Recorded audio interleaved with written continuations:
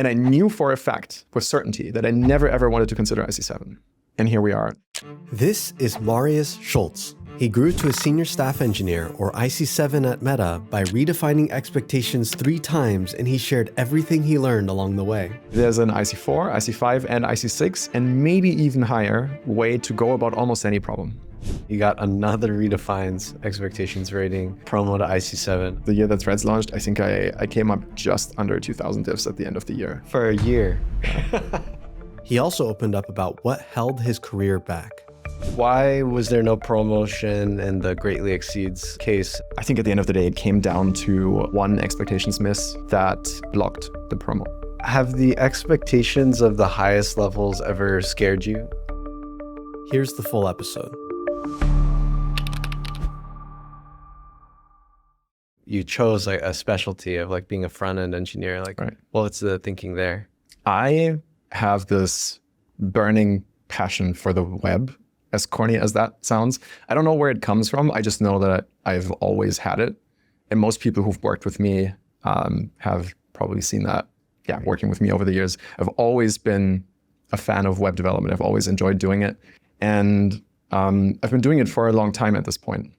I started getting into web development in school. I believe it was in 9th grade when we started learning, HTML basics. And this generation these days might not remember what the world looked like back then, but we had HTML that was not what it is today, nowhere near as powerful. But even then, I got hooked very, very quickly. And I just, anecdotally, I remember fondly asking for a CSS book for Christmas. My grandma had absolutely no idea what in the world CSS is, but she gave me that little book. And I finished reading that on Christmas Eve before I even went to sleep. That was one of my moments where I really got hooked. 𝗪𝗚𝗀𝗀𝗀𝗀, it's called. A very, very good CSS book. And since then, I've always wanted to work on the web. Deliberately sought out jobs where I could work on the web. And I worked at a small agency in Munich while I was studying computer science, and worked as a software engineer, again, doing web work, building web applications for our clients. When we talk about your growth from IC4 to IC5, I see that you only killed it. I mean, you did an EE, so you exceeded expectations, you greatly exceeded, and then you got promoted when you redefined expectations. I'm curious, why was there no promotion in the 𝗪𝗍𝗀𝗀𝗀𝘀 case, and what's the story behind that? Yeah, I think this is something that I've spent a lot of time thinking about back then when I didn't get the promo in the half that I hoped I was going to get it. I think at the end of the day, it came down to one expectations miss that at the end of the day blocked the promo. So I think this was seen as important enough so that the room felt like we wanted to wait another half to see that point addressed. It was something around cross-functional collaboration at the time. I think I was a little too pushy and too forward, and maybe a little bit too insistent with some of my ideas, that I felt like this burning conviction was something we should be doing. But this is not how you should go about getting your ideas prioritized. I think it's totally fine to suggest things. It's fine to advocate for them vociferously, but at some point you can't overdo it. There's a balance to be struck, and I think I was a little bit too intense there. You were greatly exceeding because you were landing all this stuff, and you were a machine in terms of the impact you were having on the projects. But you're saying there was some concrete feedback from maybe a partner or something like that said it was like a ding on your performance. Essentially, yeah. And if you think about it, the two are not contradictory because, as you know, as a manager, ratings are about the impact that you have delivered. So you look back at the 6-month period, like it was back then before we went to annual performance cycles. You look at those 6 months and you determine what impact you've landed. And you can land a lot of impact and you can do a lot of good work. But promotions, especially lagging promotions, are about behaviors. Are you already exhibiting all of the next level's behaviors? And if there's a gap between what's expected at the next level, well, that means you're not ready for a promotion in this cycle. And we can reattempt a promotion attempt, next cycle. And that was the reason that I think I didn't get my 5 promo during that 𝗪𝗍𝗀𝗀𝗀𝘀 half. Obviously, I hoped I was going to get it, as I'm sure everybody does. This one was a bit of a weird one because the next half where I was thinking, okay, now I'm going to get it, was the COVID half. And during the COVID half, the company as a whole did not promote anyone because it was a weird environment. It was the early days of the pandemic. Yeah, for reasons decided by people. And, I wasn't part of these conversations. We didn't do any promos. So I also didn't get my 5 promo until the end of 2020. So as such a high performer, how'd you feel? I mean, getting a great lead and then no promo and then also the block too. I mean, it can be frustrating, right? Just to be fully honest, of course, it can be frustrating when you feel like you were so close to getting it. I have worked hard on addressing the feedback. I think I've really taken that to heart. And I've gotten lots and lots of positive peer feedback saying that it was a very clear change in behavior, much more the way that we think, we should collaborate between engineering and other functions. And you've addressed all these things. You kept delivering impact. So you did strictly more and addressed everything. And then comes this company-wide unconditional blocker that's decided, I don't know, like 11 levels above my pay grade. What do you want to do? Yeah, it was frustrating. But at the end of the day, our careers are long. So this 1/2 difference really doesn't make a big difference. I think the one thing I did tell myself, though, is that even though I didn't get this promotion at the time, although I really wanted it, that I didn't want that to inhibit my learning or my growth as an engineer. So even though I still wasn't an IC5 by the end of the first half in 2020, I was taking on work that was clearly above the IC4 level. And at the end of the year, when I got my 𝗵𝗶𝗀𝗀𝘀, that was recognized fully. So it all worked out in the end. Maybe took a half longer than I initially had hoped. I lived that same experience as well. I was hoping for a promotion and then it got blocked.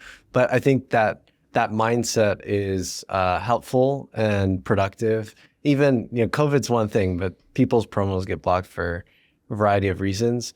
But there's no reason on paper why you can't think about the future or your growth or whatever. So if you're an IC4 who's obviously doing IC5 things, but your promotion gets blocked because of, let's say, budgets or something out of your control. Right.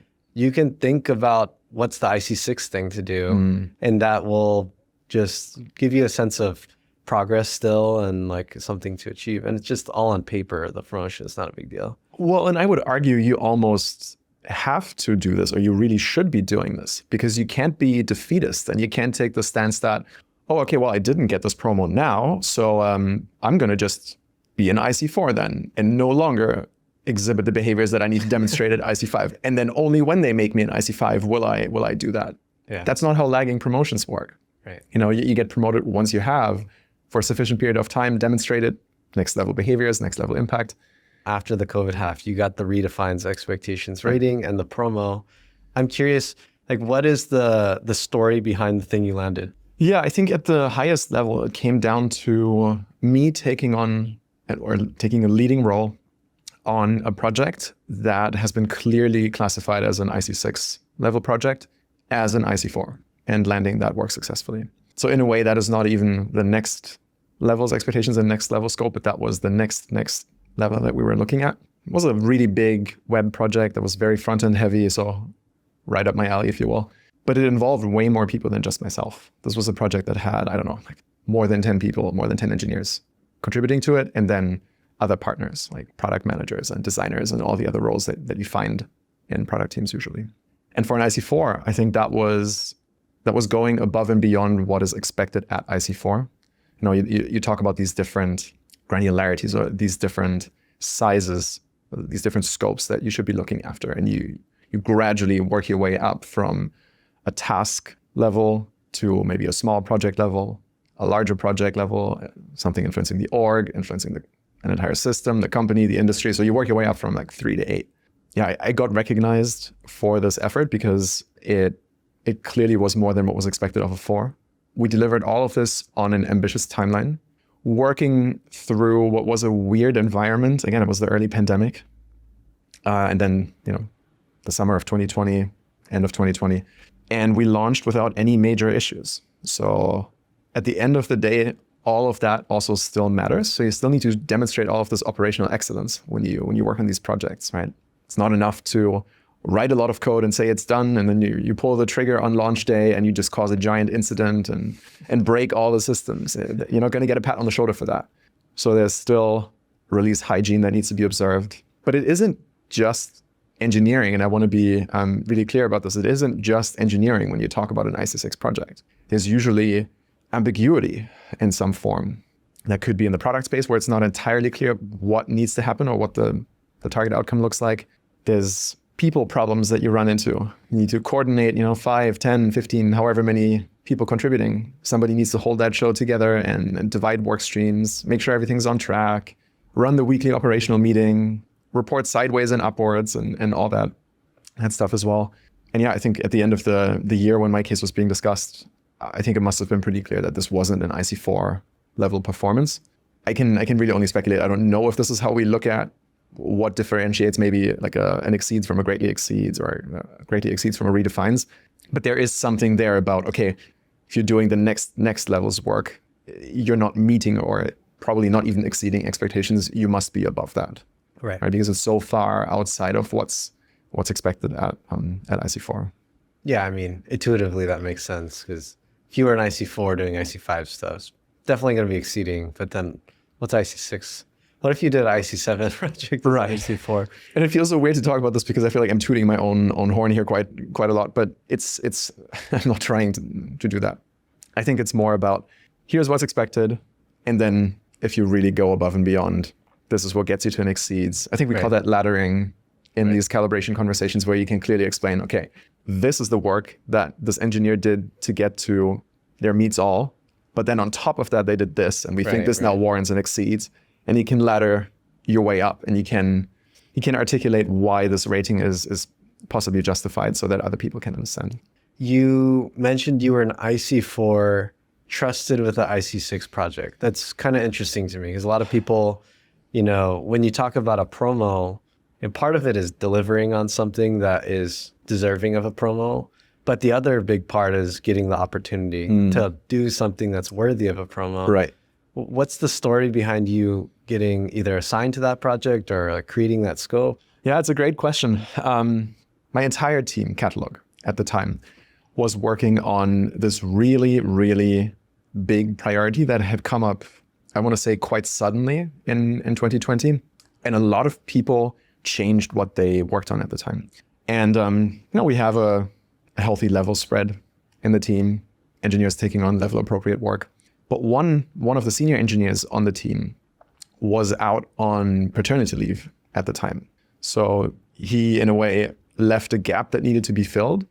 So the engineer who would have probably been trusted with the project that ended up coming to me had to fill that spot. And he was 1 level or even 2 levels higher than me at the time, than I was. In a way, it was a bit of a domino effect, where there was a bit of a vacuum that needed to be filled. And everybody, in a way, took on N+1 work, if you will. And this is how I ended up with this project. Obviously, it's not like managers sit in a room and then they roll a dice and that's, whoever gets the project. This is not how it works. Obviously, there's a bit of luck that's always involved in getting matched with the right opportunity.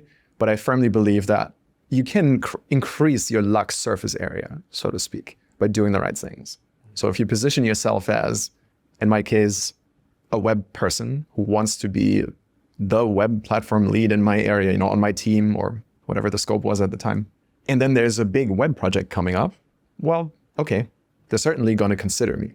Right. Doesn't mean I'm automatically going to get it, but at least I'll hopefully be in consideration, unless it's like way above what I can handle. You had been greatly exceeding expectations before. So the manager, whoever was in charge of figuring out how to staff that, they looked around and, web, subject matter expert, right, greatly exceeding, hungry to take on more. Okay, let's give it to that guy. And it worked out. You crushed it. So very hungry. Good. Very hungry. Is that something that's been true throughout your career? You've been quite ambitious, or? Yeah, pretty much since the very beginning. At some point when I think I vividly still remember the day that I really got hooked. I think it was like something that clicked in my head when I was learning JavaScript and I understood if statements and loops like deeply, properly. Right. Something in me just went like, oh my God, I am going to be like a demigod. I can do whatever I want to do, and the machine is at my disposal, and I control it. That was like this feeling. Right. And then, as I mentioned before, I've always had this interest in the web, just because I feel like I look at it and I think it's a beautiful invention. Initially this set of connected documents that shares the world's knowledge. You carry around this mobile supercomputer in your pocket, and all you have to do is pull up Wikipedia, and you have this incredible source of information available with these beautiful blue links that you can click to go to the next page. And I just think there's something philosophically beautiful about that. After you got promoted to IC5, your career trajectory actually went even faster. Like when I look at, if I were to plot it, it'd be like a little bit of a hockey stick. You were at IC4 for a while, good ratings, and then you jumped and you jumped and you jumped. I'm curious about the story behind the IC6 promos, another redefines expectations rating, which is even harder. Like, I could redefine expectations as an IC3 right now. Doing it as a IC5, IC6, IC7, it's just starting to get a lot crazier. So what was the story behind the IC6 promo? It always comes down in some way, shape, or form to the impact that you land. Impact can come in many different forms. It depends on the team you're on. It depends on the type of work that you do, right? But at the end of the day, you have to have delivered a lot of impact. As an IC5, I was working on a project, which I think was part of the reason that I got the 6 promo, that had a lot of, again, time pressure behind it. I think we're onto a little bit of a theme here, where it was, again, another web project with a very tight, very aggressive timeline. And in this specific case, there was a hard deadline, because this project was part of a bigger investment area, part of a bigger puzzle. And had that piece not landed, other pieces couldn't have landed either. That impact could not have materialized. So there's a lot of pressure, because you need to really deliver that come what may. There are a few things that you can influence, or a few things that you can change, a few variables, a few knobs. And what are those usually, right? Like, what do you do when there's a project that needs to get done quickly? You can add more people to it. And sometimes that does speed up the project to a degree, not always. You can try and cut scope. So you just try and do less. You can lower the quality bar and be happy with something that's less high quality, scrappier, not as well done. Or you can give yourself more time. Usually you can't do all of the above, right? We couldn't add time. That was a hard deadline. Adding people wasn't an option, because we already had, everybody was already allocated to a high priority area. I had a handful of other people working with me on this, but this was it. So at this point, you're trying to manage carefully and tastefully scope and quality. And you don't want to reduce whatever you're delivering to just this absolutely minimum MVP that has, it was like a shadow of what it should be. And you don't want to lower the quality bar too much. I mean, sometimes you have to make a concession or two, right? But I personally always try to keep the quality bar very high. I would much rather cut back a bit of scope, but make sure that whatever we do ship, we ship with well. Performance, reliability, and design craft, and everything that goes into the quality bucket. And we did that with this project. Again, on this short timeline, delivered this project. And I think the specific call out there, I was actually rereading my feedback that I got for this half this morning, just to remind myself. The specific feedback for me there was that there was a high amount of ambiguity, and everybody at the time was super stretched. So there wasn't, there was PM support, product manager support, but not full-time, not as much as we needed it. And there were questions to be answered, and questions to be answered quickly, because otherwise, for sure, we would have missed that timeline. So I got a lot of credit for flexing into that product hybrid role, that product hybrid archetype I was mentioning. And what that means specifically is you have this fog of war situation. If you've ever played Age of Empires, you start in the middle of the map, and around you, there's just like the black void. You need to go explore. And we had that fog of war. We needed to figure out what we wanted to do, what needed to get done, scope that out clearly, get alignment with product management, engineering management, make sure that other people are bought in and are happy about that. And then once that is decided, at some point it becomes a bit more operational. And then it becomes about, okay, how do we sequence the work? How do we measure success? So when do we know that we're done? What is good enough? What isn't good enough? And then at the lowest level, it comes down to, assigning work to people, fleshing out these work streams, and then taking off the product hybrid hat, putting on the coding machine hat, putting on headphones, and going to town. Coming off of such a high, you actually switched teams. I wouldn't have expected like a team switch when everything's going so well. So what's the story behind transitioning to IG Web right after that, and why? I think it comes down to changing directions, I guess, or changing priorities rather. On my wider team, I had realized over my first, what was it at that point? 2.5 years at the company. No, it's longer, almost 4 years at the company. 3 or 4, yeah. That I really enjoyed working on these web projects, and that I really enjoyed working on anything related to quality. I alluded to this earlier, but work like performance, reliability, delight, and craft when it comes to the design aspects of things. And that didn't fully align with the priorities that were coming in at the time. Web just wasn't part of the big priority. We were shifting and looking at other things in my wider team. So it didn't feel like this was the environment I should place myself in if I wanted to further pursue a career in that direction, right? I was kind of, pretty deliberately working towards being this web expert. That's how I wanted to shape my career, right? Because there's many different directions you can go in. You can push to become a generalist. You can push to become a specialist. You can, at some point, want to become a TL, an Uber TL, maybe explore management. But for me, it was, I want to be a web subject matter expert and just build the best web tools that I know how to build. And at the time, Jake, actually, who I believe you've had on the podcast before, was hiring engineers onto the Instagram web team. And I saw that vacancy and jumped onto it, met him over VC, talked about the team, talked about what work was coming up on Instagram web. And lo and behold, it was fully aligned with all of the things I just mentioned. Right. They had just done a big migration project, changed tech stacks in a way. And there was a lot of quality work falling out of that. And I had expertise in this area. I loved the web. And Instagram is a great org to work in. So I felt like this is almost too good to be true. Had the conversations with the engineering hiring managers. But yeah, ended up joining the team and kind of continued on that trajectory on Instagram web. So at the time, we were doing work on many different surfaces on Instagram web. I picked one when I joined that wasn't taken yet at the time, which was notifications. So if you know the sidebar that you have on Instagram web, there's the notifications panel that slides out that shows your, who liked your posts and whatnot. And I worked on that, basically fully rewrote that because that code hadn't been touched in many years, hadn't evolved, and a lot of the code was just getting really, really old and out of sync with the native apps as well.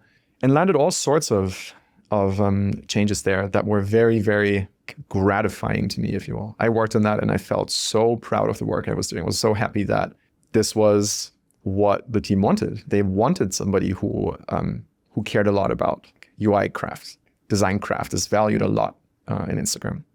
And then worked on Instagram web for, I want to say, about a year, doing various quality related things. I mentioned the notifications panel that I worked on, but this was, I think, the main product change that I landed. Right. Most of my work actually was in the product infra or client infra space, as we call it. So it's not quite an infra level job. So it's not like, a true infra team's ownership, but product infra sits in between product and infra, as the name suggests. So it's basically, a lot of it is when you think about Instagram web, basically what is the architecture of the website that we use to structure the code so that everybody who's building on Instagram web can be productive, can iterate quickly, can iterate with confidence. That means there's the right level of safeguards, type checking, tests, right? Manual and automated, what have you. And this is a space that I have always been interested in because it's a very leveraged area to work in. And I also think the more senior you get, the more you need to look for these leveraged areas that you can work in. Because at some point it becomes, even if you're a coding machine, it becomes quite hard to deliver strong IC5, strong IC6, strong IC7 level product impact. Because what does that even mean? Like what is an IC7 product impact? Quite high, the expectations. So I found this product infra space to be an area that I find super interesting. And conversely, there's many engineers, especially the very product-focused ones, who don't find it that interesting, who would much rather do the actual product work, if you will. But yeah, I've spent a lot of time improving our systems there. So you mentioned leveraged. I think that's a really interesting concept. Can you explain the idea of what you mean by leveraged? Yeah, we talk about this a lot on our infra teams, I think, when we talk about the pit of success. What is the right set of defaults or the right architecture that you can put in place so that somebody who is, bright and well-intentioned, but maybe doesn't have expertise in this area yet, or maybe doesn't have a lot of experience working on this surface, comes in and hopefully just does the right thing, because the framework encourages the right way of building product, or the right tools are in place to help with testing, whatnot. One specific thing that I did early on when I joined the Instagram web team was to test the reliability of the site, specifically on the front end. So I'm not talking about the back end now, I'm talking specifically about the front end. So in React, we have this concept called error boundaries, which you can imagine are like try-catch statements about specific pieces of the UI. So you can basically fence a certain area of the UI, and you can say if there's any rendering errors happening in this area, render this fallback state when that happens. And the way I picture rendering errors happening, right, when an error gets thrown, it's almost like a little grenade that detonates. And now the question is, how aggressive is the blast radius? How big is the blast radius? When there's a little rendering error somewhere on the side in some area that isn't like super important for the page, are you really happy like blowing up the entire page and just showing like, oops, something went wrong and taking down Instagram web? Probably not. You probably want to fence that. So I went in and had a lot of fun just opening the developer tools, clicking around different areas, and we can trigger these errors in any component we like, just to feel out like what would happen. Yeah, this is the reliability effort. You can like argue that this is maybe more like IC4, IC5 level work at this point. But as one of my previous managers said to me, usually there's an IC4, IC5, and IC6, and maybe even higher way to go about almost any problem. And in this case, you can obviously just add one error boundary in one place and call it done. At that point, you're probably doing more IC4 style work, right? Or you can do this work systematically, where you audit the entire site. You do this in all places. You solve the problem comprehensively. You dedicate, I don't know, like a day or two or something like that to it. Maybe bring in 1 or 2 additional people, and you just harden the entire site against these errors, even if they're not happening today, right? That I would say is more the IC5 level expectation. But then you want to push that further, because when you're IC6, you can either be a successful IC6 as a coding machine by just doing an ungodly amount of IC5 work, or you do IC6 level complexity. You take on IC6 level complexity. And you can probably tell, I have a lot of opinions on this topic. I think this is very important to build reliable user interfaces. I spent some time writing everything down, everything that I'm telling you right now. I spent some time writing that down in a big note that we can share internally, teaching people about everything that I just said about like, here's how you open the developer tools, and here's how you trigger an error in a random place.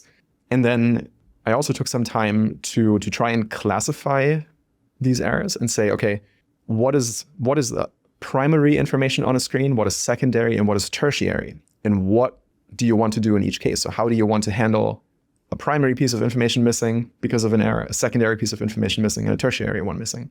And I think that way you can have a lot of impact through setting direction. And suddenly me spending this time helps the entire company. Anybody reading this note can now apply this to their own products that have nothing to do at all with Instagram web. And now you can see how we go from 4-level impact to 5-level impact to 6-level impact. If I'm understanding correctly, that's where the leverage was in the IC6 example, was that you empowered others to do useful work on your behalf.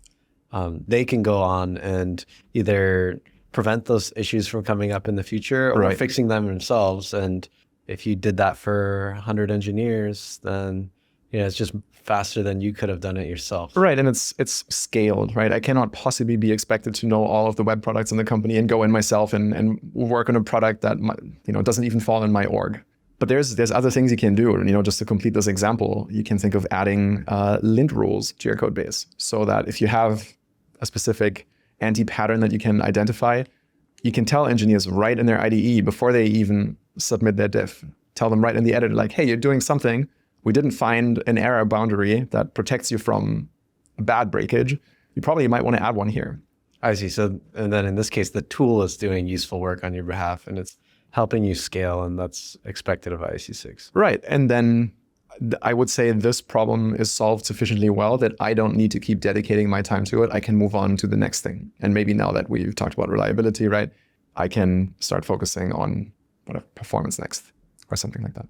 Going back to your career story, it sounds like you came onto IG Web, super great, like intrinsic motivation fit. Like it's exactly the problems you want to solve. Great team, great culture. And your performance showed it as well. You're greatly exceeding, even with the team switch, which usually causes some thrash. And then I saw that you started to work on Threads Web, and I'm just so curious about all the stories behind that. So, yeah, how did you start working on Threads? What's the story there? Threads Web has been such an amazing journey, honestly. I'm not paid to say that. It's just genuinely been one of the most exciting. Paid to...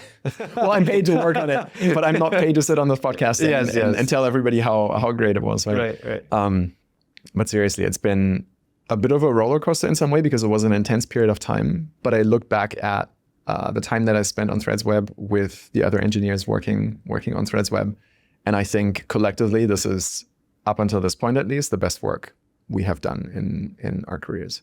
And I don't say this to try and brag about it. It's been such a unique environment to see a 0 to 1 app launch, to be there from, in my case, almost the very beginning. I got involved a few weeks after the project had gotten kicked off. So it was all very secretive internally at the time. It's just something that you don't get to do statistically when you join a company like Meta. We don't create these new family of apps, as we call them, apps, almost ever. We try different things. We create new products over the years. How'd you get recruited to the Threads team? It was my manager reaching out to me and suggesting that, hey, there's this kind of hush-hush project going on. A small group of people is trying something. I don't know a whole lot about it, but I'm happy to connect you if you're interested. I was interested. I at least wanted to hear what this is all about. Got connected to the hiring manager on Threads, who ended up being my manager when I fully joined afterwards. And we talked about what was required. Initially, the scope was quite small that we thought about for Threads Web. I later helped grow that into more scope. Initially, it was all relatively confined, relatively small, I would say. But yeah, I got involved and got started working as the only engineer on it for the first 6 to 8 weeks. So almost the first 2 months, I was by myself working on web.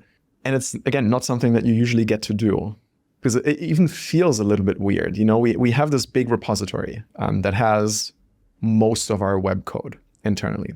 And I sat down and I thought of a code name for the project, because we have to have these unique file names. So you have to pick a code name that's unique.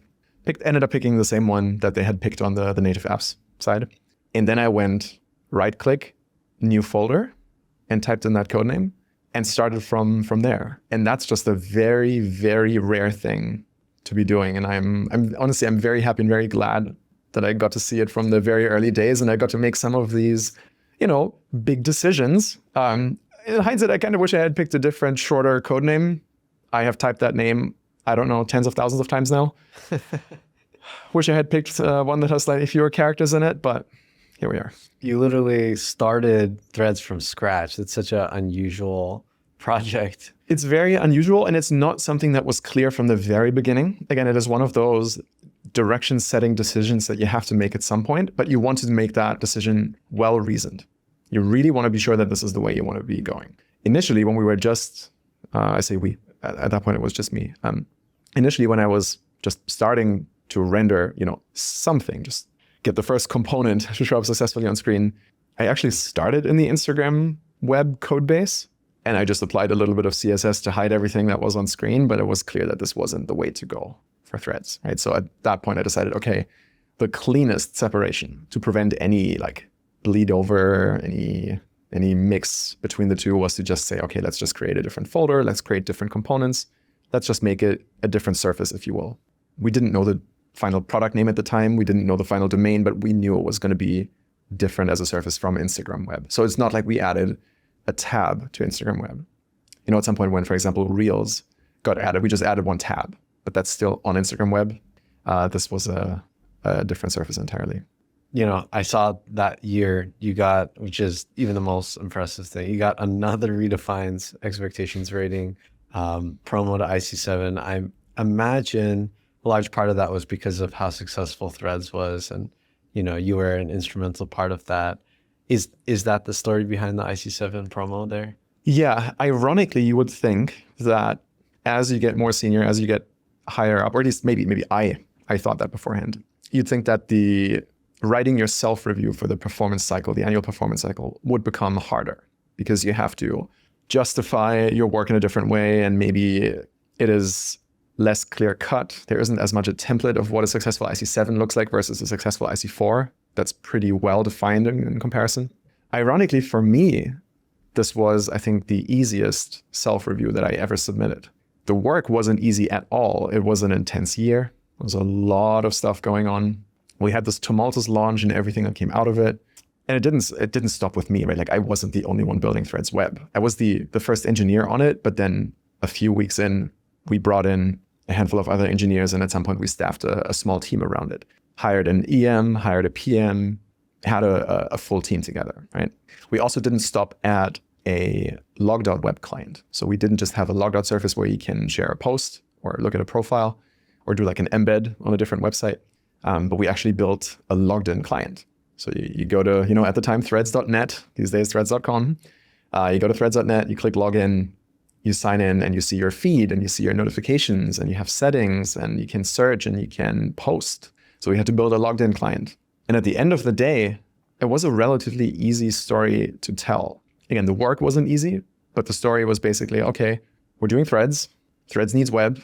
I came in, laid the groundwork, created these like foundational structures, hired the team, ran the team as the TL, put out a lot of code myself during this time. So again, coding machining under time pressure. We're on web. We're onto something here.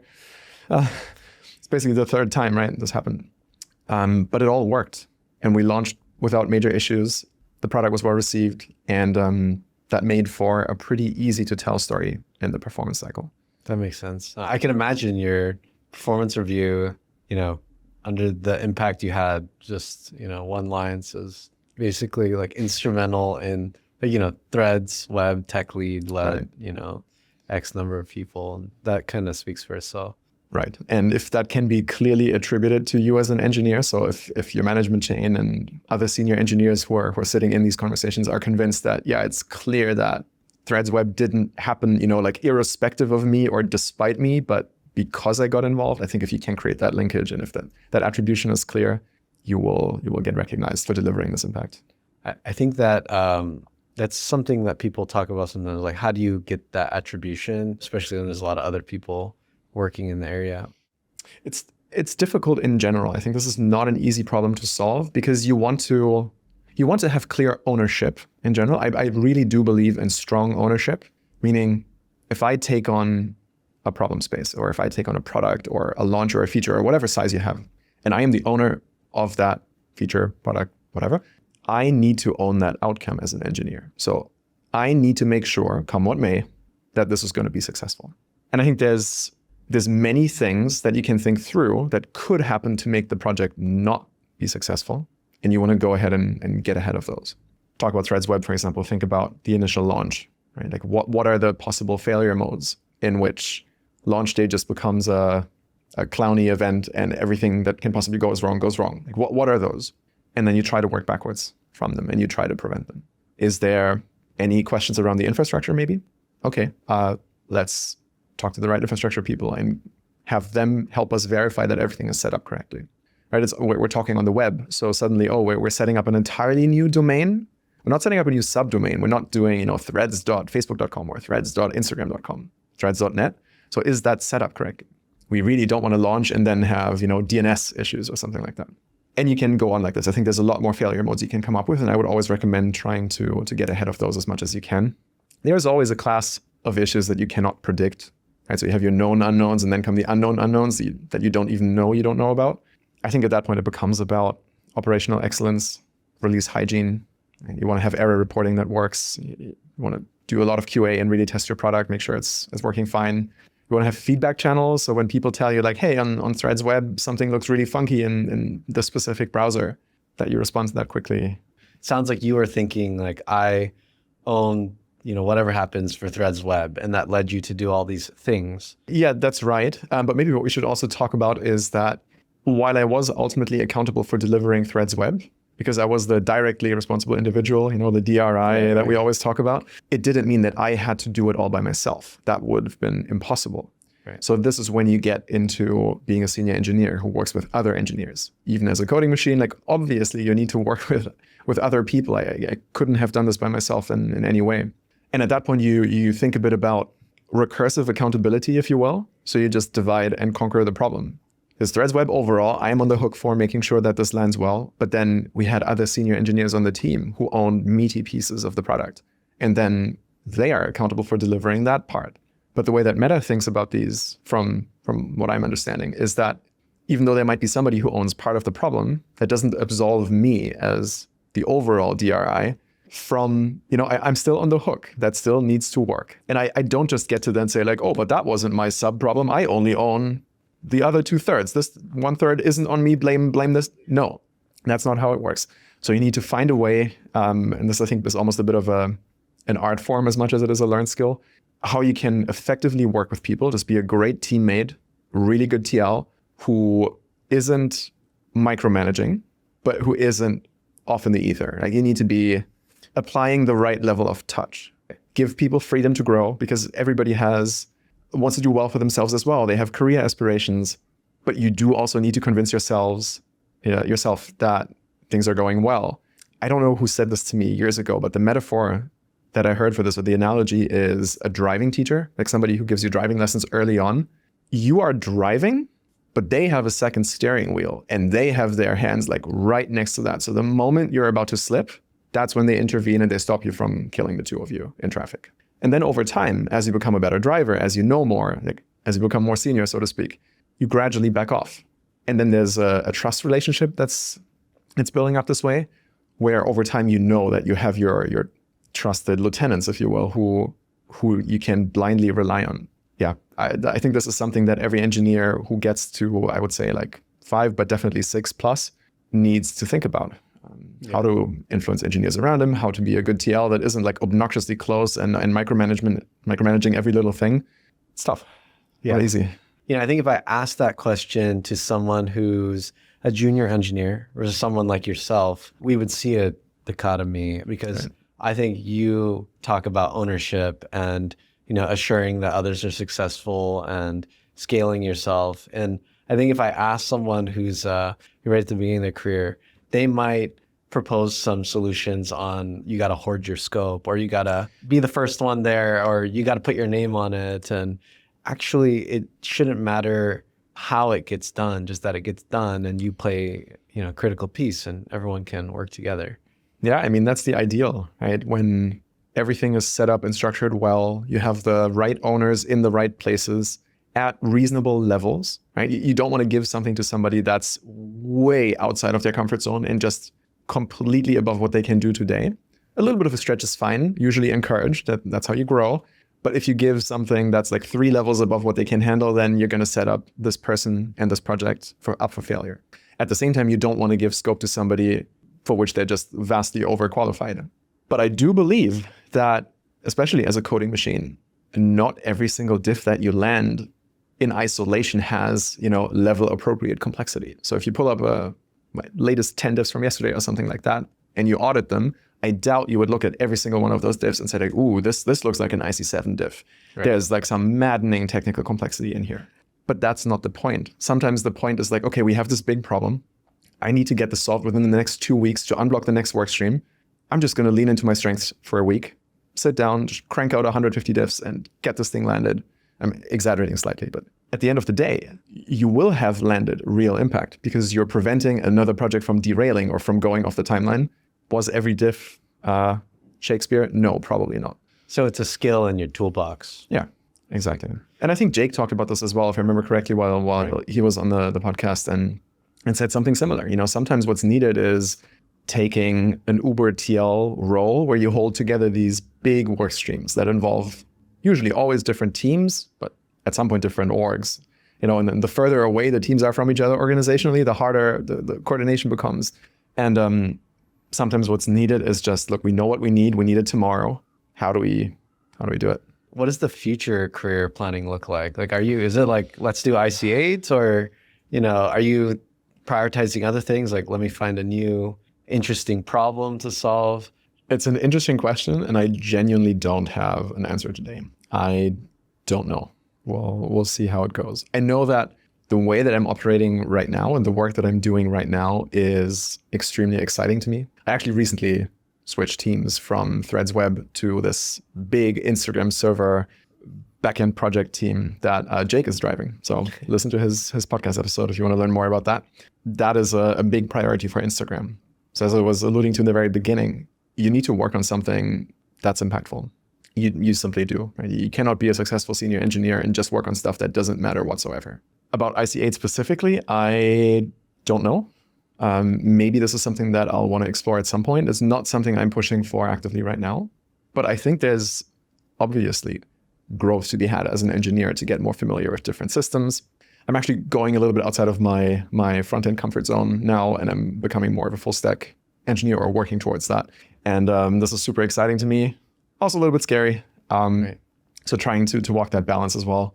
There's always the engineering management track that I am not personally considering for myself, because I get so much enjoyment out of the work life as an IC, the coding of it all, the highly, highly technical nature of it all, those hairy problems, the demigod feeling I was describing before, when I just feel like I can see the matrix. I'm like Tron, and I can see everything.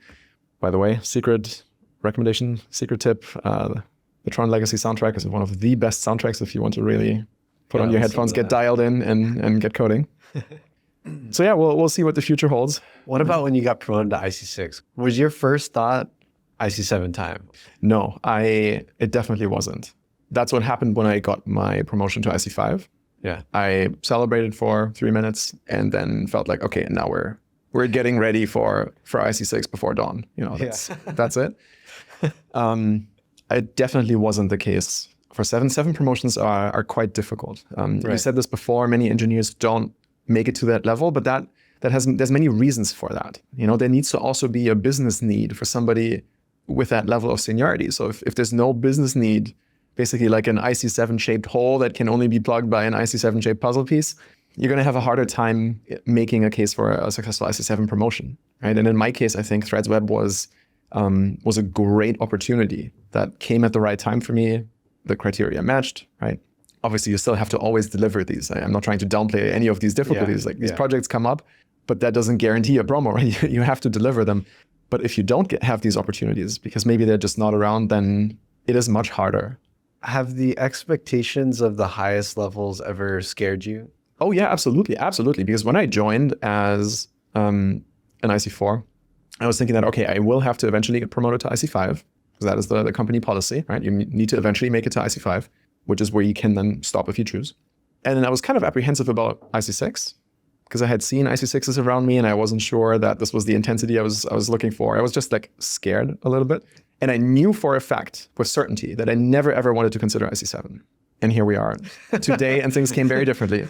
And when I got to IC6, I had this conversation with my partner and I said, okay, maybe at some point I might look at what it would take to get an IC7 promotion and what that would look like. But for a fact, I never want to even think about IC8.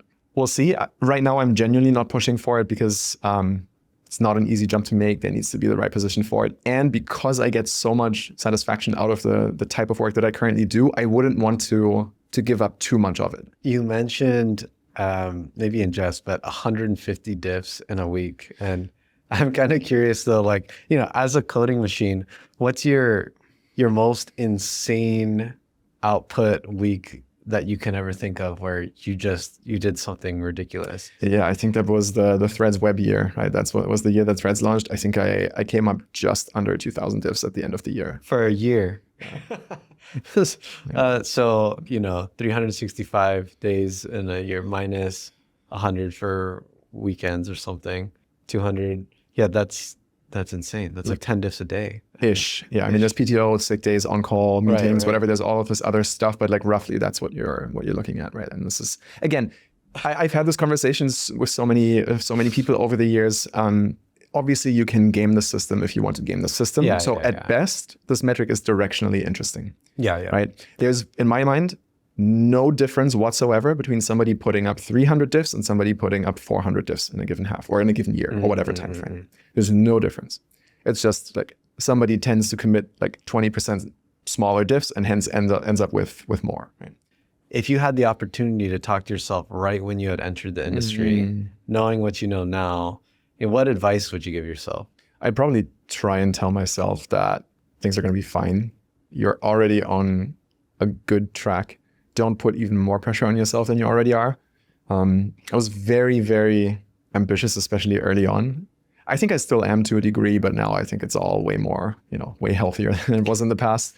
I talked a lot on this podcast about my love for the web and development, software development in general, and different technologies. And I was pretty intense about it at a time. I set this rule for myself for years that I would post one blog post every single week. And I stuck to that for quite a long time. And come what may, I was trying to juggle my university life. I was doing my bachelor's, I was doing my master's. I was working at this agency for, not quite full time, but almost. I was hanging out with friends. I had a very time consuming hobby at the time. And come what may, if I came home at midnight, I'd spend like 2 hours until 2 a.m. and write a blog post if I hadn't written one for the week. And that is a level of intensity that I no longer practice because I feel like that is not healthy anymore.